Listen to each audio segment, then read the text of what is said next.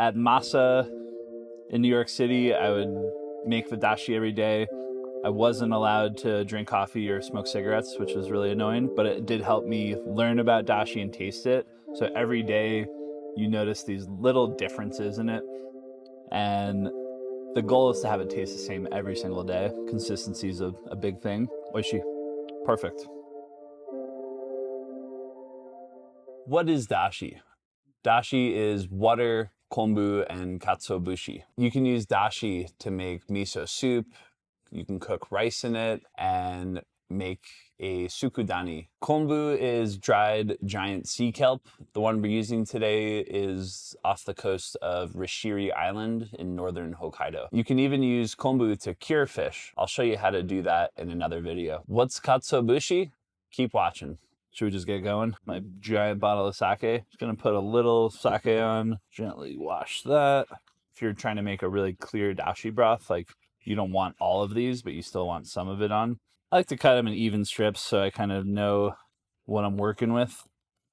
Instead of throwing this whole piece in a pot, this gives me a kind of clearer picture. So I'll do about 2 of these per liter in this size in the restaurant. Sake is used in a lot of Japanese cooking, so it's kind of just a go-to to wash things off with. So that's the kombu portion. Next, I'm gonna go over here to my water jug. You can really taste the difference using a good quality filtered water. It helps extract the flavors from the kombu, makes it taste better. So we're gonna get this on the stove. Generally, I will soak this kombu overnight. That helps soften the kombu and start the extraction of the kombu itself in the water.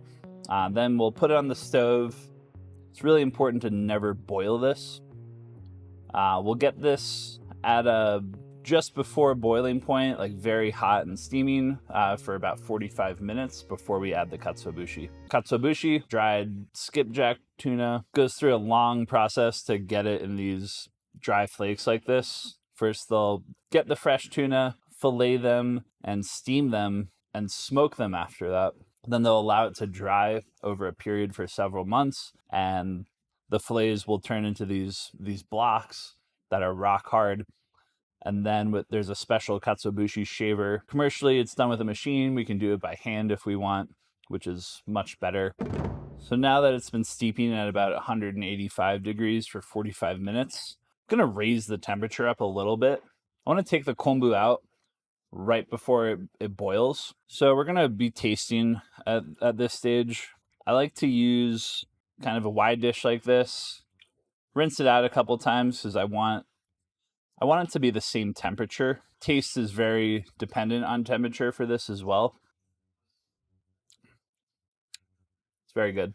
We've extracted as much of the flavor it's gonna get. We're just gonna get this a little hotter before we take it out. After doing this for several years, I kind of know what tastes good and what doesn't. So it's full-bodied.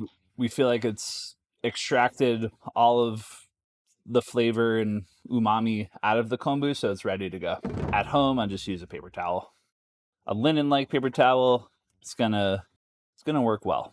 So I like to put the kombu like this. It helps keep the towel in place and just keeps it all in one. See these little bubbles right here, right before it's boiling? That's kind of the temperature that I want it right now. It's a guessing game, it's a tasting game. It's also, if you've been doing this for several years, you kind of know the right amount to use. So this is really quick. It's thinly shaved. We see these impurities kind of forming on top. So we're gonna skim these off. That's all stuff we don't necessarily want. For a really clean dashi, I like to do about 45 seconds or a minute before we strain it. This is like the one mother sauce of Japan. Really high amounts of umami. It's used to make so many things with.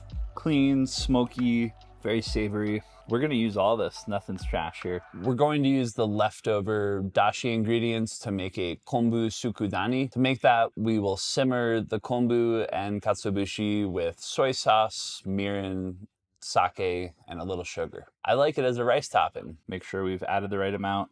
If it's not the right amount, then we'll just simply add more Katsuobushi or bonito flakes. Oishii. Perfect. I'll also show you how to cook rice with this dashi. We'll use a donabe pot for that. Holy this is going to be good. And of course, we'll use this dashi to make miso soup. That'll be in our next video.